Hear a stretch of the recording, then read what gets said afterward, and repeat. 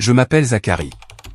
J'ai 35 ans et j'ai un jour offert à mes parents une demeure de 425 000 $ en bord de mer pour leur 50e anniversaire de mariage, pour ensuite arriver et découvrir que ma sœur et son mari se l'étaient approprié, mettant mon père à la porte.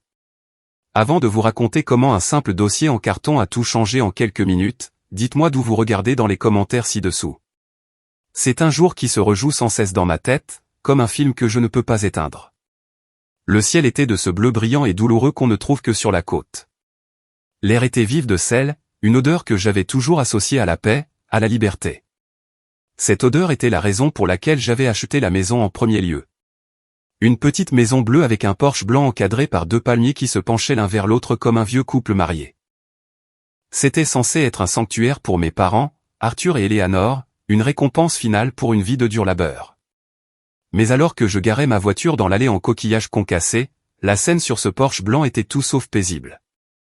Ma mère, Eleanor, était affalée dans l'un des nouveaux fauteuils en osier que j'avais choisi. Ses épaules tremblaient, et même depuis la voiture, je pouvais entendre le son faible et rauque de ses sanglots. Mon père, Arthur, un homme qui avait affronté des contremaîtres d'usine et des difficultés financières sans jamais sourciller, se tenait là, tremblant. Son visage était pâle, ses mains se serraient et se desserraient à ses côtés, complètement impuissant. Le dominant de toute sa hauteur se tenait Derek, le mari de ma sœur Chloé. Son visage était rouge, une veine pulsant dans son cou épais. Il pointait un doigt vers la porte d'entrée, puis vers la rue. Sa voix tonnait à travers la pelouse manucurée. Un son brutal qui n'avait pas sa place dans ce quartier tranquille. C'est ma maison. Dehors, a-t-il hurlé à mon père. À mon père. Et puis je l'ai vue, ma sœur Chloé. Elle était appuyée contre le chambranle de la porte, un sourire narquois aux lèvres. Elle a laissé échapper un petit rire, un son comme des glaçons qui s'entrechoquent dans un verre vide. « Oh, papa, calme-toi, dit-elle, sa voix dégoulinant d'une fausse douceur. On est juste en train de s'installer. Tu devrais être content pour nous. Mon sang s'est glacé. S'installer. Content. J'ai coupé le moteur. Le silence soudain était lourd. Je suis sorti de la voiture. Le crissement de mes chaussures sur les coquillages résonnait comme des coups de feu dans l'air tendu. J'ai commencé à marcher vers le porche. Derek hurlait toujours. Ma mère pleurait toujours. Mon père était toujours figé. Chloé souriait toujours de ce sourire venimeux. Aucun d'eux ne m'a vu au début. Pas avant que j'atteigne la première marche du porche. Puis les yeux de Chloé ont croisé les miens. Le sourire narquois a disparu. Son visage s'est affaissé sous le choc. Le rire est mort dans sa gorge. Elle s'est redressée d'un coup, se tenant droite comme un hir. Derek, sentant le changement, a tourné la tête.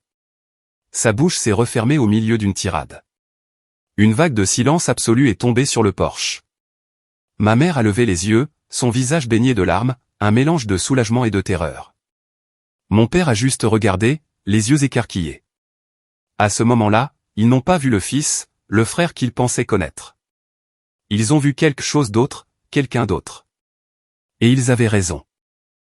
L'homme qui avait conduit 5 heures pour arriver ici n'était pas le même homme qui était parti. Pour comprendre comment nous en sommes arrivés à ce moment brisé sur le porche d'une maison destinée à l'amour, nous devons remonter en arrière. Nous devons remonter à une vie entière où je donnais et où il prenait.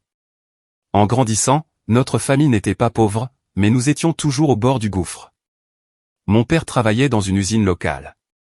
De longues heures qui gravaient des rides permanentes d'épuisement autour de ses yeux. Ma mère étirait chaque dollar jusqu'à ce qu'il crie. C'étaient des gens bien, travailleurs, qui méritaient une pause qu'ils n'ont jamais eue. J'étais l'aîné, le silencieux, l'observateur. J'ai appris très tôt que mon rôle était d'être l'amortisseur, celui qui bouchait les trous dans le bateau familial pour que nous puissions tous rester à flot. Ma sœur Chloé, de 2 ans ma cadette, a appris une autre leçon.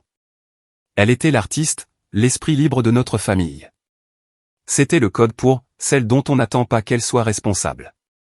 Pendant que j'emballais des provisions à 16 ans pour aider avec les factures, elle dépensait son argent de poche pour de nouvelles peintures et toiles pour un passe-temps qu'elle abandonnerait un mois plus tard.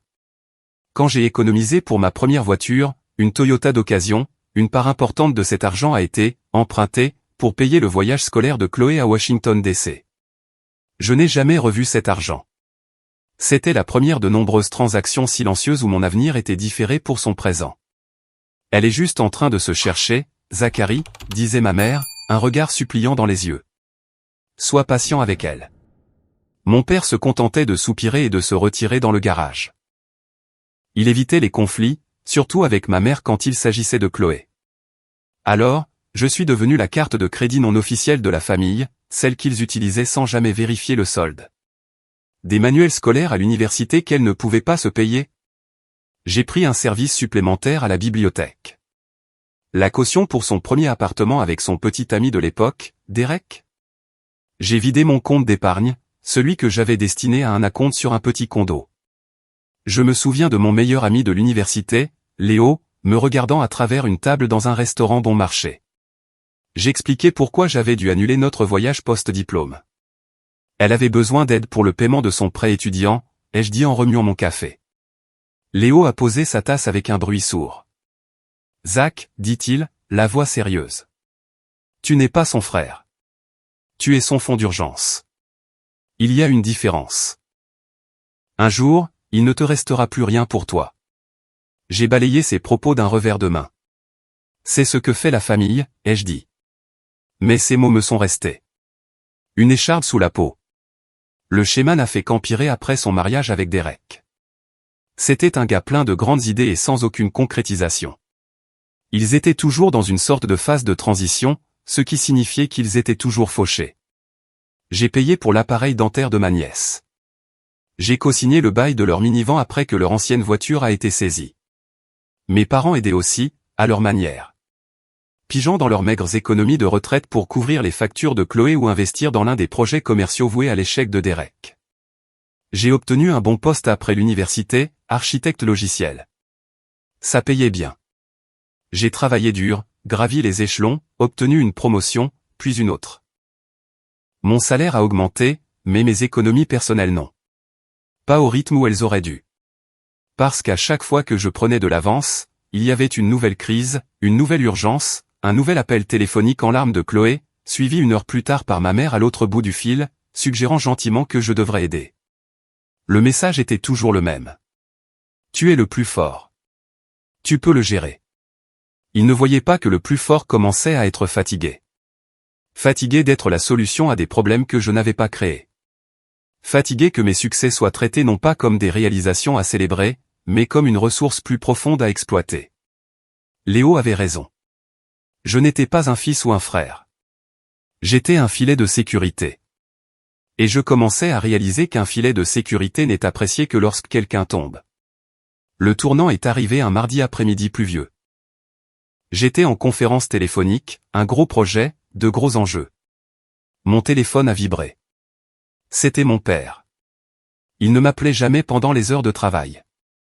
Mon cœur battait la chamade contre mes côtes. Je me suis excusé et j'ai pris l'appel. Zacharie. Ta mère. Elle est tombée. Elle va bien. Juste une entorse au poignet. Mais les marches en bois du Porsche sont pourries. J'aurais dû les réparer il y a des mois. Sa voix était pleine d'auto-reproches. C'est juste que. Avec les impôts fonciers qui augmentent. J'ai reporté. Il essayait de paraître stoïque, mais je pouvais entendre le tremblement dans sa voix. C'était le son d'un homme fier sentant le poids de son âge et de ses poches vides. C'était ça. C'est à ce moment-là que l'idée a germé. Pas seulement de réparer les marches, mais de les sortir de cette maison, de cette ville, de cette vie de soucis constants. Pendant les 6 mois suivants, je suis devenu un homme avec une mission secrète. J'ai travaillé comme un forcené, acceptant tous les projets annexes que mon entreprise proposait. J'ai économisé chaque centime. J'ai arrêté de sortir. J'ai mangé pour pas cher. Ma vie est devenue un tableur et chaque cellule était un pas de plus vers le sanctuaire de mes parents. Je savais que je ne pouvais pas simplement leur donner une maison. Derek et Chloé le verraient comme un nouvel atout à exploiter. Je devais construire une forteresse, pas seulement une maison. C'est là que j'ai appelé un avocat, un homme nommé Monsieur Harrison, spécialisé en planification successorale. Je l'ai trouvé par l'intermédiaire d'un collègue. Il était réputé pour être vif et discret. Nous nous sommes rencontrés dans son bureau lambrissé et silencieux. J'ai exposé toute la situation. Les années de drainage financier, le sentiment de droit de ma sœur, l'incapacité de mes parents à dire non. Je ne voulais pas de pitié. Je voulais une stratégie. Je vois ça plus souvent que vous ne le pensez, a dit Monsieur Harrison, me regardant par-dessus ses lunettes. L'enfant chéri et le responsable est une dynamique classique et malheureuse. Un simple cadeau est hors de question. Il ferait emménager votre sœur en un mois et vos parents seraient relégués à la chambre d'amis. Alors, que dois-je faire, ai-je demandé, la voix tendue. Je veux qu'ils aient la paix. Je ne veux pas que ce soit un autre fardeau, une autre chose sur laquelle la famille se battra. Il s'est penché en avant. Nous créons une fiducie irrévocable, a-t-il expliqué. La fiducie possédera la maison. Vos parents seront nommés bénéficiaires à vie. Cela signifie qu'ils ont le droit absolu d'y vivre sans être dérangés pour le reste de leur vie. Personne ne peut les mettre à la porte. Mais il a fait une pause, soutenant mon regard. Le fiduciaire, la personne qui gère l'actif, qui prend toutes les décisions, ce sera vous et vous seul. Ils ne peuvent pas la vendre. Ils ne peuvent pas l'hypothéquer. Ils ne peuvent même pas laisser quelqu'un d'autre emménager sans votre consentement écrit exprès. C'est une forteresse légale. Une vague de soulagement m'a envahi. Forteresse. C'était exactement ça. Ce n'était pas une question de contrôle. C'était une question de protection. Ce n'était pas un héritage anticipé à se disputer. C'était une sécurité à vie. J'ai passé des mois à chercher en ligne, puis des week-ends à parcourir la côte. Finalement, je l'ai trouvée. La petite maison bleue avec le porche blanc. Elle était parfaite. Pas un manoir au sens moderne, mais un manoir de paix. Elle a coûté 425 000 $. Ça a pris presque tout ce que j'avais. J'ai mis en place les services publics, payé les impôts fonciers 20 ans à l'avance, et même payé les premières années des frais de l'association des propriétaires. L'acte de propriété était au nom de la fiducie familiale Arthur et Eleanor. Mon nom n'était mentionné qu'une seule fois, mais à l'endroit le plus important, fiduciaire. J'étais enfin prêt. J'étais sur le point de donner à mes parents la seule chose qu'ils n'avaient jamais eue, une vie sans souci. Je n'avais aucune idée que j'étais aussi sur le point de déclencher une guerre. Le jour où je leur ai montré la maison a été l'un des meilleurs de ma vie. Je leur ai dit que nous allions juste faire un tour sur la côte, une petite célébration pré-anniversaire. Ma mère était excitée, bavardant sur les petites villes balnéaires. Mon père était silencieux, regardant simplement le paysage, un petit sourire aux lèvres. J'ai tourné dans la rue, une ruelle tranquille bordée de palmiers. « Pourquoi nous arrêtons-nous ici ?» a demandé ma mère alors que je me garais dans l'allée de la Maison Bleue. « Je veux juste vérifier quelque chose, » ai-je dit, le cœur battant. Nous sommes sortis de la voiture. Ma mère a regardé la maison, une main à la bouche. « Oh, Arthur, regarde cet endroit. C'est comme une carte postale. Je me demande qui vit ici. » J'ai souri, mes mains tremblant légèrement alors que je sortais une petite boîte nouée d'un ruban de ma poche. Je la lui ai tendue. « Vous » ai-je dit doucement. Elle m'a regardé, confuse. Puis elle a ouvert la boîte. À l'intérieur, nichée sur un lit de coton, se trouvait une unique clé en laiton brillant. Mon père s'est approché, regardant la clé, puis moi. Son front était plissé. « Zacharie, qu'est-ce que c'est ?»« C'est à vous » ai-je dit, la voix pleine d'émotion. « Joyeux 50e anniversaire. La maison est à vous. Tout est payé. Pas d'hypothèque, pas de loyer, juste la paix. » Les yeux de ma mère se sont remplis de larmes. Elle n'a rien dit, a juste laissé tomber la boîte et m'a jeté les bras au cou, sanglotant sur mon épaule. Mon père est resté figé un instant, son visage un masque d'incrédulité. Puis j'ai vu une larme tracer un chemin à travers les rides de sa joue. Il a posé sa main sur mon dos, sa paume calleuse chaude et lourde. « Mon fils » a-t-il murmuré, et sa voix s'est brisée. C'est tout ce qu'il a pu dire.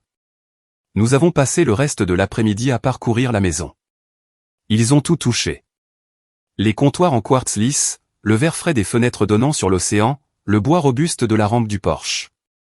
Nous nous sommes assis sur la balançoire du porche, regardant les vagues, et pour la première fois de ma vie, j'ai vu mes parents vraiment, complètement détendus. Le poids de décennies semblait se soulever de leurs épaules. Ça valait chaque centime, chaque nuit blanche, chaque sacrifice. Je me sentais enfin vu. J'avais enfin l'impression d'en avoir fait assez. Dans son excitation, ma mère a pris des photos de tout avec son téléphone. La cuisine, la vue de la chambre, eux deux souriant sur la balançoire du Porsche. Je dois les envoyer à ma sœur, dit-elle avec enthousiasme. Carole n'en reviendra pas, ma tante Carole, la sœur cadette de ma mère. Une commère notoire, mais inoffensive, pensais-je. J'étais trop pris par la joie du moment pour y penser. Bien sûr, maman, ai-je dit en souriant. Montre à tout le monde. Ce soir-là, après les avoir laissés passer leur premier week-end dans leur nouvelle maison, mon téléphone a vibré. C'était une photo de ma mère, un selfie d'elle et de mon père sur le Porsche, le coucher de soleil peignant le ciel d'orange et de violet derrière eux. Ils avaient l'air d'avoir 20 ans de moins. En dessous, le texte disait « Merci pour notre maison pour toujours, mon fils. Nous t'aimons. » J'ai sauvegardé la photo. Mon cœur était plein. Quelques minutes plus tard, une autre notification est apparue. Ce n'était pas pour moi. C'était une alerte de réseau social. Ma tante Carole avait posté une des photos de ma mère, celle de la maison vue de l'extérieur. Elle avait tagué ma mère, mon père et ma sœur Chloé. La légende disait, pouvez-vous croire la maison que Zacharie a achetée pour Arthur et Eleanor? Certains enfants ont toute la chance, émoticône, clin d'œil. Quel palais! Un nœud d'inquiétude s'est serré dans mon estomac. Je me suis dit que j'étais paranoïaque. C'était juste une tante fière. Mais je ne pouvais pas me défaire du sentiment d'un nuage d'orage s'accumulant par un jour parfaitement clair. Cet émoji clignant de l'œil ressemblait moins à une blague qu'à un détonateur. Je ne savais tout simplement pas que le coup était déjà parti. L'appel téléphonique est arrivé 2 jours plus tard. C'était ma mère. Sa voix était vive et un peu agitée. Zacharie, tu ne devineras jamais qui est là. Chloé et Derek et les enfants viennent d'arriver. Ils voulaient nous faire la surprise et voir la nouvelle maison. N'est-ce pas adorable? Le nœud dans mon estomac s'est resserré. Waouh, c'est inattendu, ai-je dit, en essayant de garder ma voix égale. Quand sont-ils arrivés? Oh, il y a juste 1 heure. Ils vont rester pour le week-end. Nous aider à déballer les dernières boîtes. Ce sera si agréable d'avoir toute la famille ici. Toute la famille. L'expression semblait de mauvais augure. Un week-end. Je me suis dit que ce n'était qu'un week-end. Ils habitent à 3 heures de route. C'est un long trajet. Il est logique qu'ils restent dormir. J'étais cynique. Mais le lendemain, un autre appel. Cette fois, sa voix était moins vive. C'est juste que... Chloé a tellement de bonnes idées pour l'endroit, dit-elle avec hésitation. Elle pense que la chambre d'amis serait mieux en salle de jeu pour les enfants et que la grande chambre avec vue sur l'océan devrait être la leur puisque, tu sais, ils ont les enfants et ont besoin de plus d'espace. J'ai serré le téléphone. Maman, c'est votre chambre. Je l'ai spécifiquement choisie pour toi et papa à cause de la vue. Je sais, chérie. Je sais. Mais Chloé dit que nous pouvons prendre la plus petite chambre. Nous n'avons pas besoin de tout cet espace. Elle essaie juste d'être pratique. Et Derek. Derek parle déjà de construire une nouvelle terrasse à l'arrière. Il dit que celle qui est là est trop petite pour recevoir. Ma mâchoire s'est crispée. Ce n'était pas de l'aide. C'était de la colonisation. Ils marquaient leur territoire. Maman, ai-je dit, ma voix ferme mais calme. C'est votre maison. C'est à vous et à papa de décider où vous dormez. Vous décidez pour la terrasse. Pas Chloé. Pas Derek. Il y eut une pause. Je l'ai entendu soupirer. Un son long et las. Tu as raison. Je sais. C'est juste plus facile de ne pas se disputer. Ils se fâchent si vite. C'était le cœur du problème. La vie entière de mes parents avait été structurée autour d'un seul principe, faire tout ce qu'il faut pour que Chloé ne se fâche pas.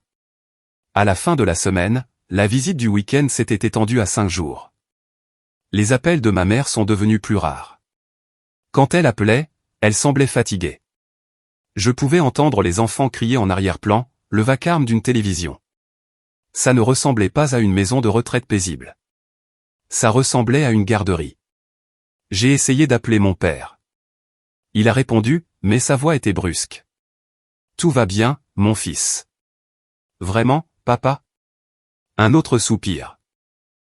Celui-ci plus profond, rempli d'une résignation qui me faisait peur. Derek est enthousiaste. Il a déplacé le barbecue de l'autre côté du porche. Il dit qu'il y a plus de soleil là-bas. Ta mère n'aime pas ça. Mais bon. Tu sais. Je savais. Il traçait une ligne dans le sable. Un petit territoire insignifiant à la fois. Le barbecue, la chambre, la terrasse. Il testait les limites, et il découvrait qu'il n'y en avait aucune. La goutte d'eau a fait déborder le vase le vendredi, une semaine complète après leur arrivée.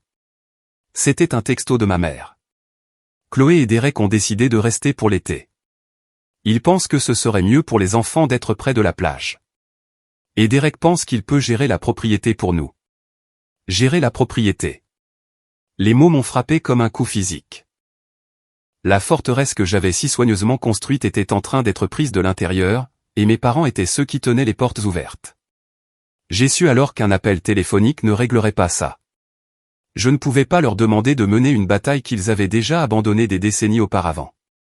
Je devais y retourner. Je devais la mener pour eux. Avant même de pouvoir répondre au texto de ma mère, mon téléphone a de nouveau vibré. C'était un numéro que je ne reconnaissais pas, avec le même indicatif régional que la maison de la plage. J'ai failli l'ignorer, mais quelque chose m'a poussé à répondre.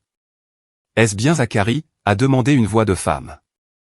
Elle était hésitante, basse. Oui. Qui est-ce ? Je m'appelle Brenda. Je suis la voisine de la nouvelle maison de vos parents. Je ne veux pas causer de problème, mais je pensais que vous devriez savoir quelque chose. Je me suis assis. D'accord, ai-je dit lentement. De quoi s'agit-il ? J'ai rencontré vos parents le jour de leur emménagement, dit-elle, sa voix se réchauffant légèrement. Ce sont les personnes les plus adorables, si excitées. Mais la famille qui est arrivée il y a quelques jours. Ils sont très différents. L'homme, Derek, il est bruyant. Elle a fait une pause. J'étais sur ma terrasse cet après-midi et il était au téléphone juste de l'autre côté de la clôture. Il parlait de louer la maison sur Airbnb. Il en riait. Il a dit quelque chose comme « Ouais, on se fera 6 000 $ par mois facile en été. Les vieux pourront avoir la chambre du fond. Ils ne sauront même pas ce qui se passe. » L'air m'a manqué. Il ne s'agissait pas seulement de prendre le contrôle. Il s'agissait d'en profiter. D'utiliser mon cadeau, la maison de mes parents, comme une machine à sous. L'audace pure de la chose, la cupidité froide et calculatrice. C'était à couper le souffle. Merci, Brenda, ai-je réussi à dire, ma voix rauque. Merci de me l'avoir dit. Vous avez bien fait. Je l'espère, dit-elle doucement. Vos parents semblent si fragiles. J'étais inquiète. Nous avons raccroché. Le téléphone semblait être un bloc de glace dans ma main. Il n'aurait même pas à se soucier de l'hypothèque. C'était du pur profit, une entreprise commerciale construite sur les fondations de mon amour pour mes parents. La colère qui couvait depuis des années a commencé à bouillir. Et puis, comme par hasard, mon téléphone a de nouveau sonné. Cette fois, c'était ma mère. J'ai répondu, mon pouce tremblant. Zachary, a-t-elle murmuré. Sa voix était faible et brisée. Je pouvais l'entendre pleurer. Oh, Zachary. Maman, qu'est-ce qui ne va pas ? Que s'est-il passé ? C'est Derek, a-t-elle sangloté. Ton père. Il a juste demandé à Derek de baisser un peu la musique. Le bébé dormait. Et Derek. Il s'est tellement mis en colère. Il s'est levé et il a crié sur ton père. Il lui a dit que s'il n'aimait pas le bruit dans sa maison, il pouvait aller s'asseoir dans la voiture. J'ai fermé les yeux. Une vague rouge a envahi ma vision. Il avait menacé mon père. Il avait fait pleurer ma mère. Il avait franchi une ligne qui ne pourrait jamais être effacée. Où est papa maintenant ? Ai-je demandé, ma voix dangereusement calme. Il est juste assis sur le porche, à regarder l'océan. Il ne veut pas me parler. Oh, Zachary, que dois-je faire ? J'entendais la voix de Chloé en arrière-plan. Pas en train de réconforter sa mère, mais de calmer son mari. Derek, chéri, calme-toi. Il ne le pensait pas. Tu sais comment sont les personnes âgées. C'en était trop. Le dernier fil de patience, d'obligation familiale, de jouer au gentil garçon, a cédé. Il ne prenait pas seulement une maison. Il démantelait systématiquement la dignité de mes parents, morceau par morceau, dans le sanctuaire même que j'avais construit pour la protéger. Maman, ai-je dit, et ma voix était celle d'un étranger. Froide, dure et claire. Écoute-moi. Ne fais rien. Ne dis rien. J'arrive. Je serai là dans 5 heures. Qu'est-ce que tu vas faire, a-t-elle murmuré, terrifiée par la réponse. Je vais mettre fin à tout ça, ai-je dit. Au moment où j'ai raccroché, la rage s'est solidifiée en autre chose. Un but. Un sens de mission froid et clair. Pendant des années, j'avais joué en défense. J'avais réagi à leurs crises, colmaté leurs fuites financières et absorbé leurs retombées émotionnelles. C'était terminé. Il était temps de passer à l'offensive. Mon esprit, habitué à concevoir des systèmes logiciels complexes, a commencé à architecturer un autre type de solution. Une avec des pare-feux, des protocoles d'accès et une tolérance zéro pour l'erreur. Je n'allais pas simplement y aller et crier. Crier, c'était leur jeu. C'était désordonné, émotionnel et finalement inefficace. Mon jeu, c'était la logique, la préparation et une force écrasante. Pas une force physique, mais une force juridique et stratégique. Mon premier appel a été pour Monsieur Harrison, mon avocat. Je l'ai attrapé juste au moment où il quittait son bureau. J'ai expliqué la situation en phrases courtes et précises, l'occupation, le plan Airbnb, l'abus verbal. Mon Dieu, dit-il, le calme professionnel de sa voix étant une encre bienvenue. Il prévoit de louer une propriété appartenant à la fiducie. C'est une violation flagrante de son statut d'invité. Il n'a aucune légitimité juridique. Je le sais, ai-je dit, mais eux non. Ils pensent que la possession fait tout. Je suis en route. De quoi ai-je besoin? Vous avez les documents de la fiducie que je vous ai envoyés? A-t-il demandé. Le classeur est dans mon bureau à la maison. Bien, a-t-il dit. Ce classeur est votre arme et votre bouclier. L'acte de propriété, l'accord de fiducie, en particulier la clause qui vous nomme fiduciaire unique avec une autorité absolue sur l'utilisation et l'occupation de la propriété. N'allez pas là-bas pour vous disputer sur qui a payé quoi. N'entrez pas dans une joute verbale.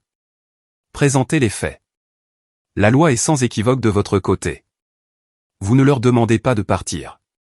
Vous les informez de leur obligation légale de quitter la propriété que vous gérez. Ces mots m'ont recentré. Ce n'était plus une querelle de famille. C'était une procédure légale, un litige propriétaire-locataire où les locataires n'avaient pas de bail. Mon appel suivant a été pour le numéro que Brenda, la voisine, m'avait donné.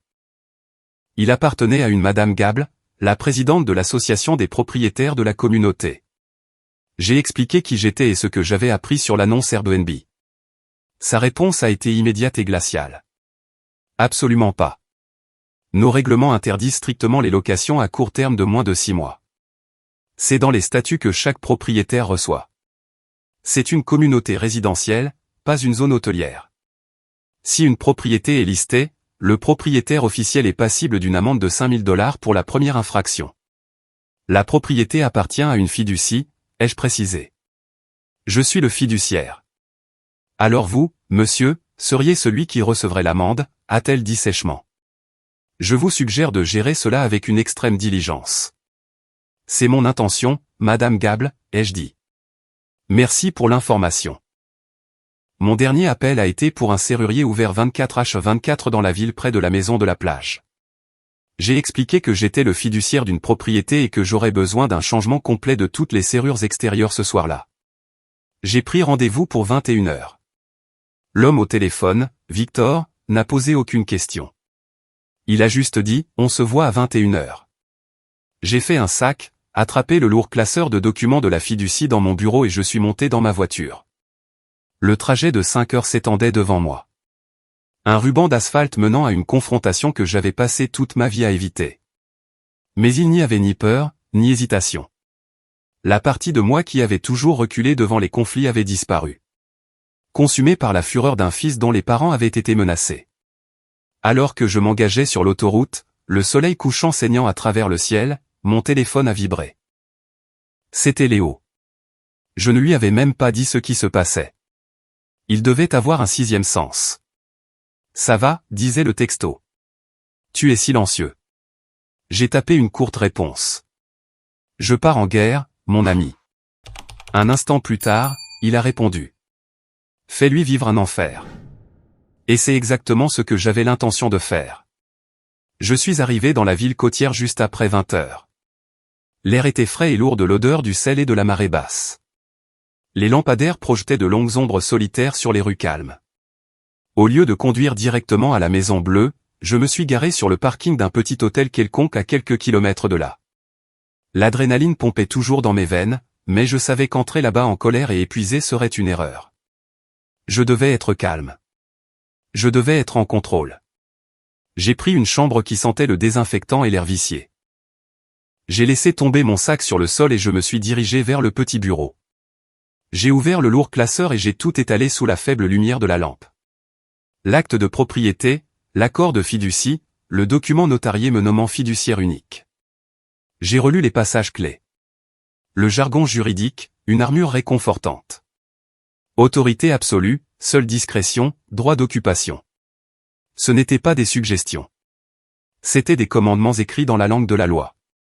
Puis j'ai sorti mon ordinateur portable. Je suis allé directement sur le site d'Airbnb. Il m'a fallu moins de 5 minutes pour la trouver.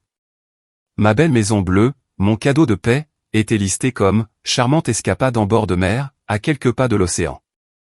Les photos avaient été prises avec le téléphone de Derek. Elles étaient floues et mal éclairées. Il avait même inclus une photo de la chambre principale, la chambre de mes parents, avec Chloé et lui faisant un pouce en l'air sur le lit. La photo de mariage de ma mère toujours sur la table de nuit. La violation semblait profonde, dégoûtante. Il vendait l'intimité de ma famille pour quelques centaines de dollars par nuit. L'annonce était pleine de sa bravade habituelle. Géré par une famille locale sympa, l'endroit parfait pour votre fête d'été. Il y avait déjà 2 réservations pour la semaine suivante. J'ai pris des captures d'écran méticuleuses de tout. Les photos, la description, le calendrier montrant les réservations, le profil utilisateur qu'il avait créé. Je les ai sauvegardés dans un dossier sur mon bureau, puis je les ai imprimés en utilisant le centre d'affaires de l'hôtel. J'ai ajouté les impressions à ma pile de documents. Des preuves. Froides, dures, indéniables de ses intentions.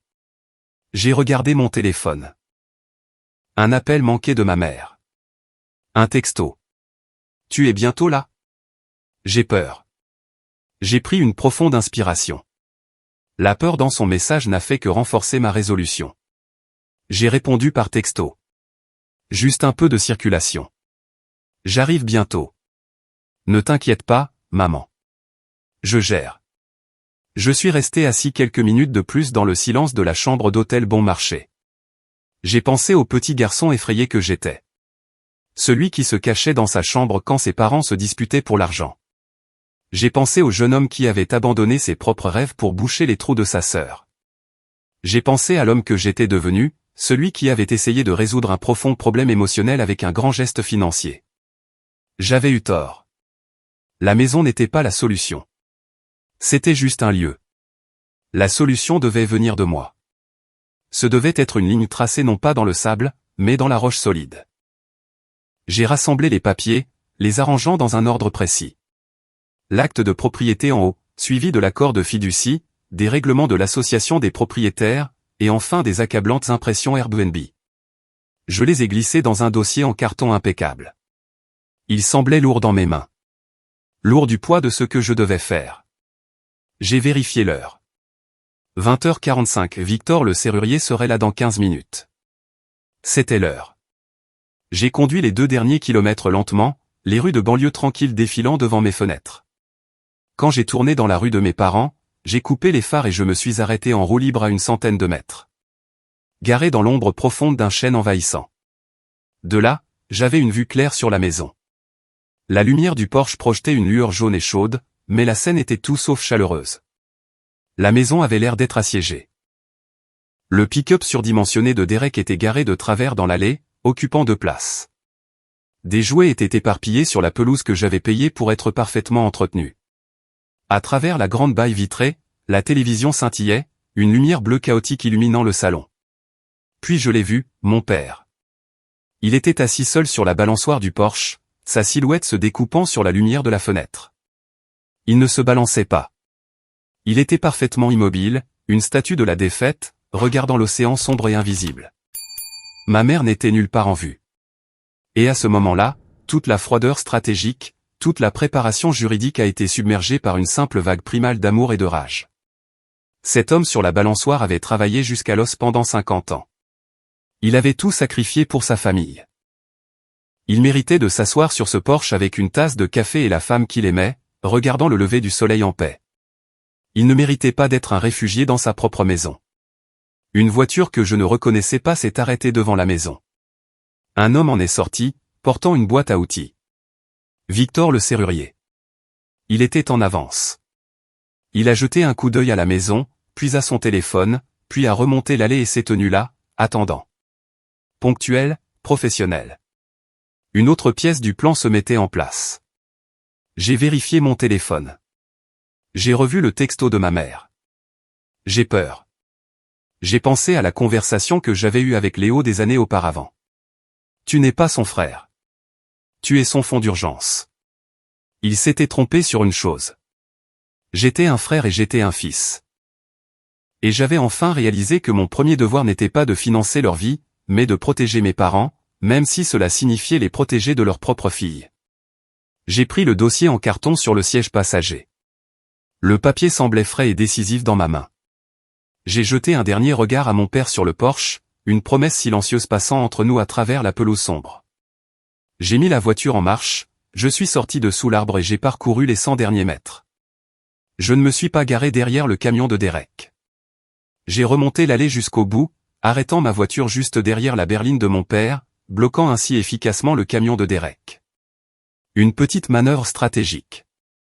Il n'irait nulle part tant que je n'aurais pas fini. Je suis sorti de la voiture. Le claquement de la portière a résonné dans la rue silencieuse. La tête de mon père s'est relevée d'un coup. Ses yeux se sont écarquillés en me voyant. Je lui ai fait un signe de tête bref et sec. Je gère. Puis j'ai monté les marches du porche, passant devant mon père tremblant, et je me suis dirigé droit vers la porte d'entrée derrière laquelle ma sœur et son mari riaient de quelque chose à la télé. Ignorant. Le jugement était arrivé. Au moment où mes chaussures ont touché le porche, l'histoire revient au début. La scène que j'ai décrite précédemment. Les sanglots étouffés de ma mère depuis un coin sombre du porche.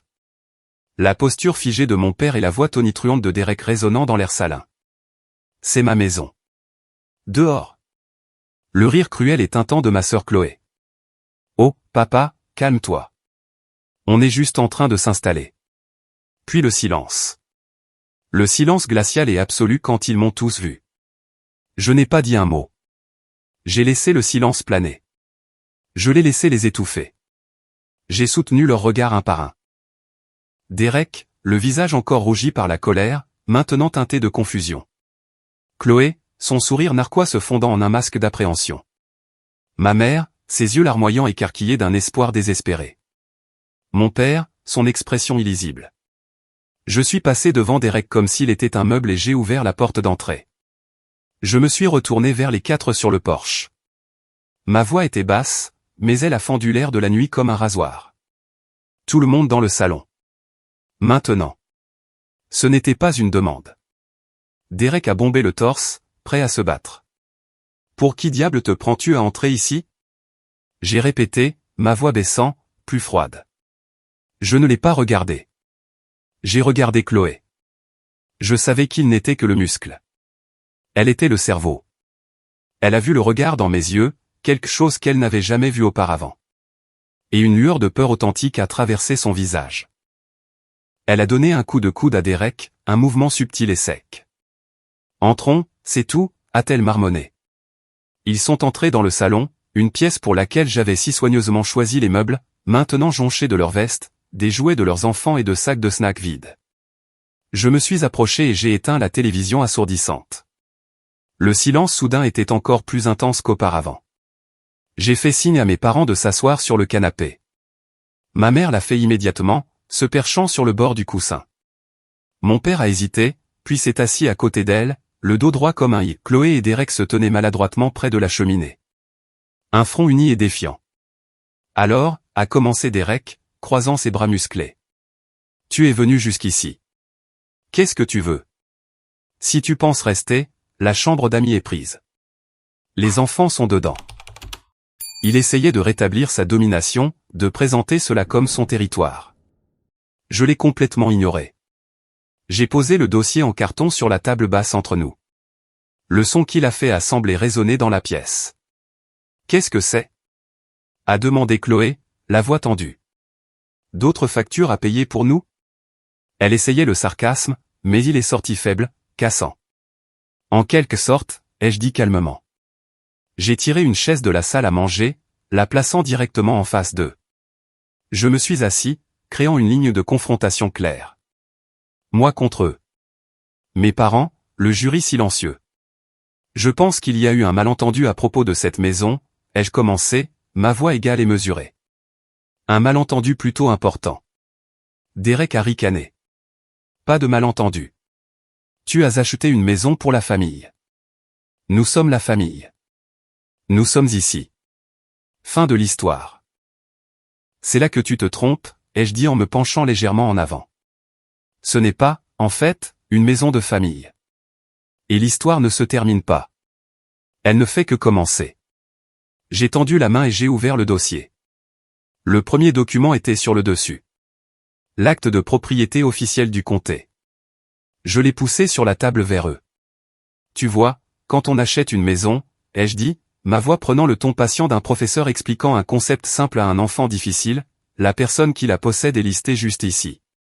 Pourquoi ne lis-tu pas le nom du propriétaire à voix haute pour moi, Derek ? Il a attrapé le papier, ses yeux le parcourant furieusement, son visage tordu de confusion. La fiducie familiale Arthur et Eleanor. C'est quoi ce bordel ? Ça, ai-je dit en me penchant en arrière dans ma chaise, c'est l'entité légale qui possède cette propriété. Pas maman, pas papa, et certainement pas vous. Chloé lui a arraché le papier des mains. Une fiducie ? De quoi tu parles ? Tu leur as donné la maison. Je leur ai donné le droit de vivre dans la maison, ai-je corrigé doucement. Pour le reste de leur vie. Sans fardeau, sans être dérangé. Un droit qui est protégé par la fiducie.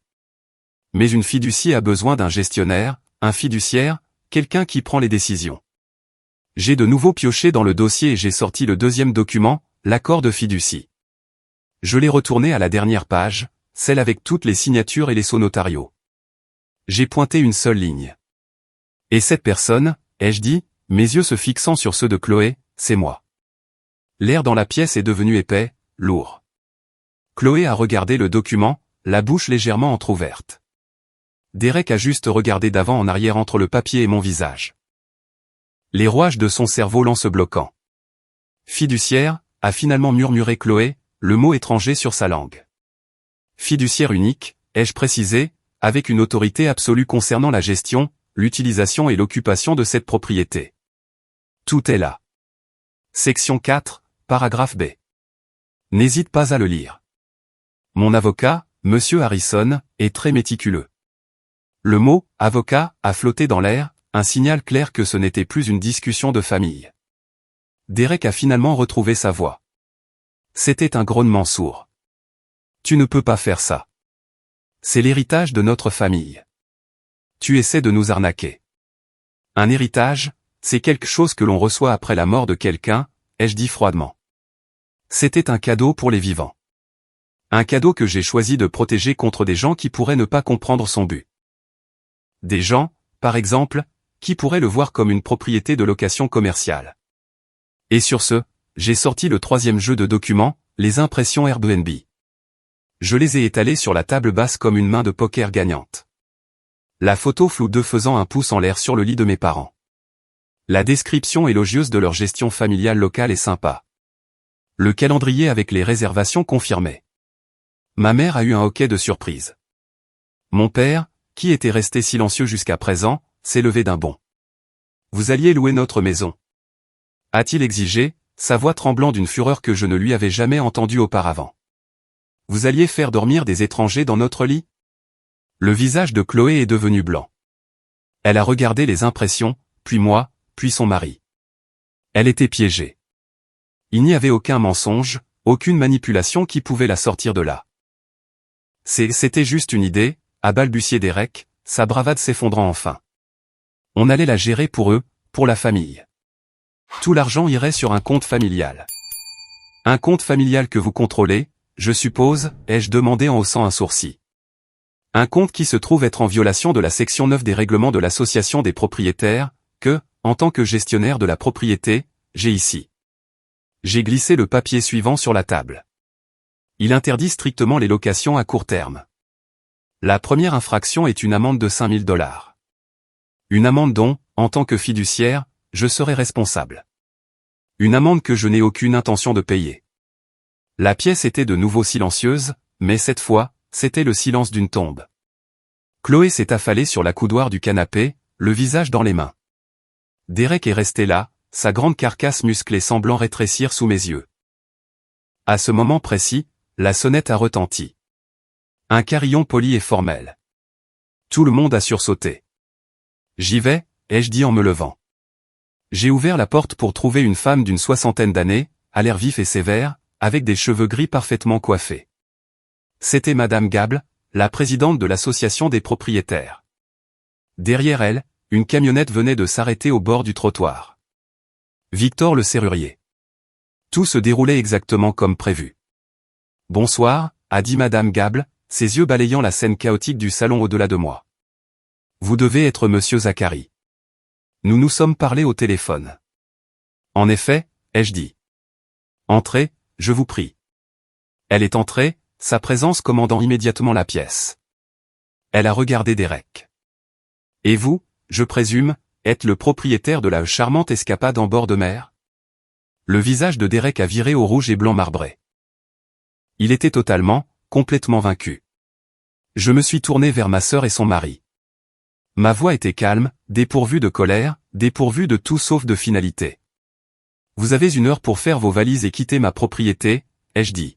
« Si vous n'êtes pas parti quand mon serrurier aura fini, je vous ferai expulser pour violation de propriété. » Chloé a levé les yeux, son visage strié de larmes de rage et d'humiliation. « Tu ne peux pas nous faire ça, Zacharie.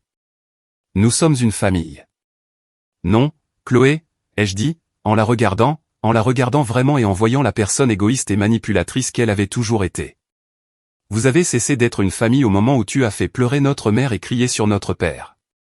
Maintenant, il vous reste 58 minutes. C'est le moment où tout a changé. Le moment où j'ai enfin repris le contrôle, non seulement d'une maison, mais de ma propre vie. Merci d'être resté avec moi jusqu'ici. Vous êtes incroyable.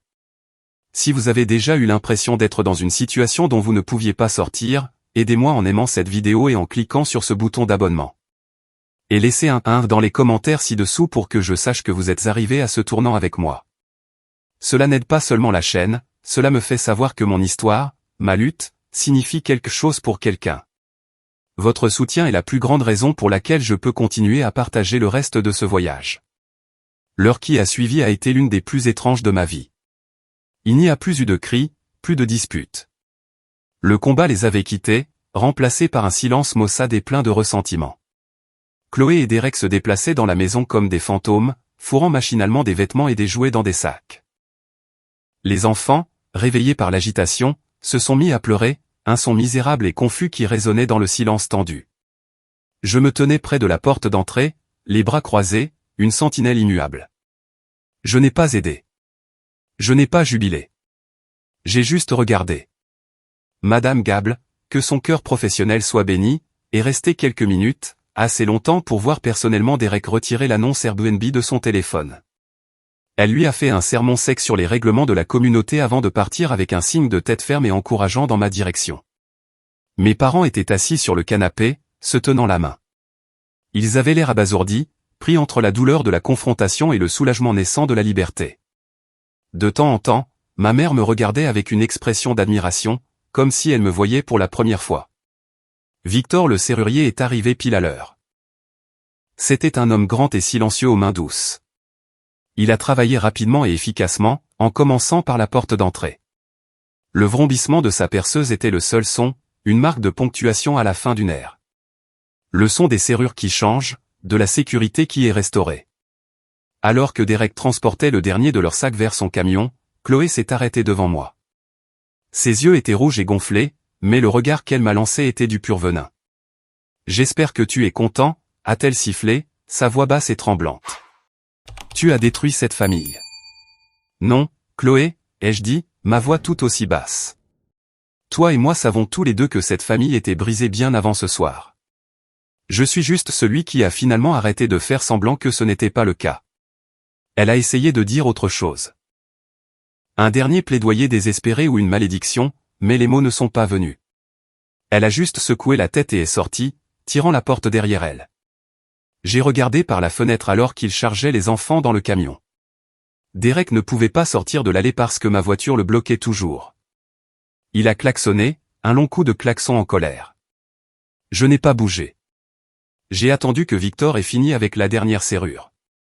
Victor m'a tendu un jeu de 3 nouvelles clés en laiton étincelantes. Tout est réglé, monsieur, a-t-il dit. La maison est sécurisée. Merci, Victor, ai-je dit, en lui glissant un généreux pourboire dans la main. Ce n'est qu'à ce moment-là que je suis sorti, faisant teinter les clés dans ma poche. Je suis monté dans ma voiture, j'ai reculé lentement de l'allée et j'ai regardé le camion de Derek démarrer en trombe, dévalant la rue tranquille et disparaissant dans l'obscurité. Je suis resté un moment dans l'allée, respirant l'air frais et salin. C'était fini. L'invasion était terminée. La maison était silencieuse. Elle était à nouveau à eux. Elle était en sécurité. Quand je suis rentré, la maison semblait différente, plus légère. Le nuage oppressant de tension s'était levé. Ma mère était dans la cuisine, préparant une théière, ses mains bougeant avec une détermination que je n'avais pas vue depuis des jours. Mon père se tenait près de la grande fenêtre, regardant l'océan. Je me suis approché et je me suis tenu à côté de lui. Pendant un long moment, nous avons juste écouté le bruit des vagues s'écrasant sur le rivage. « Je suis désolé que tu aies eu à faire ça, mon fils, a-t-il dit finalement, sa voix rauque. « Je ne le suis pas, ai-je dit. Je suis désolé de ne pas l'avoir fait plus tôt. » Il s'est tourné pour me regarder, et dans ses yeux, j'ai vu une compréhension profonde et douloureuse. « J'aurais dû, a-t-il dit, son regard tombant au sol. Quand il m'a crié dessus. Un homme ne devrait pas laisser un autre homme lui parler comme ça dans sa propre maison. J'ai figé.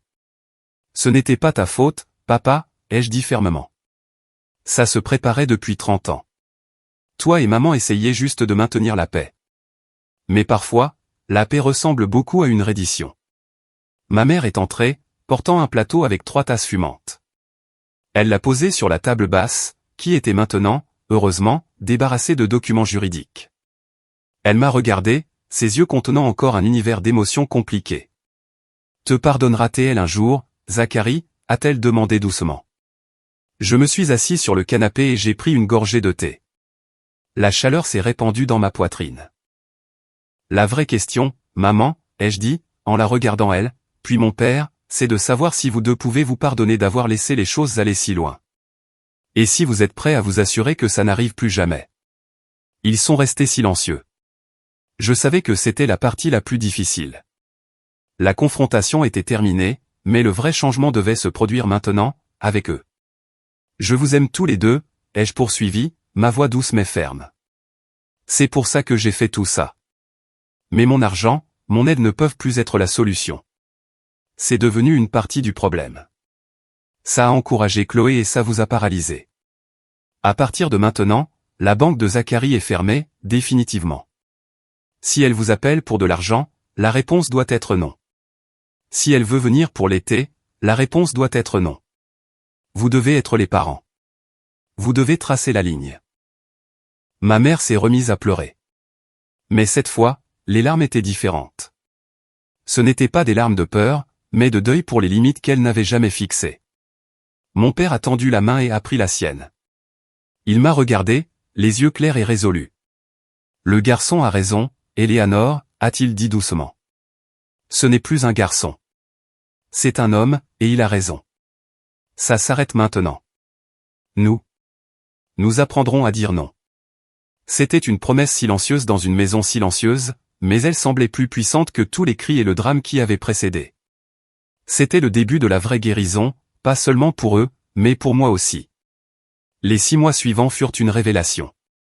Je suis descendu à la maison de la plage un week-end sur 2. Au début, c'était pour m'assurer que mes parents allaient bien, qu'ils étaient vraiment en sécurité. Mais bientôt, c'est devenu quelque chose de plus. C'est devenu une question de connexion. J'ai vu en eux un changement que je n'aurais jamais cru possible. Mon père a commencé un petit potager dans le jardin, plantant des tomates et des herbes. Il était là tous les matins, fredonnant.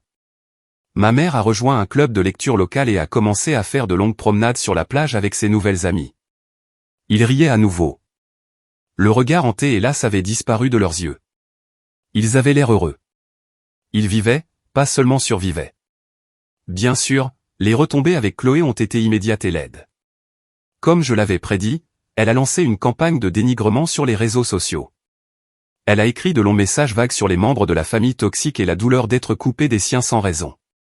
Elle m'a dépeint comme un monstre froid et cruel qui avait volé ses parents et l'avait mise, elle et ses enfants innocents, à la rue.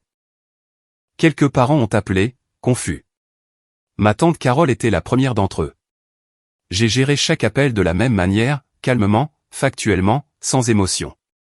J'ai expliqué le plan Airbnb, l'abus verbal et la structure juridique de la fiducie. À la fin de chaque conversation, ils étaient silencieux.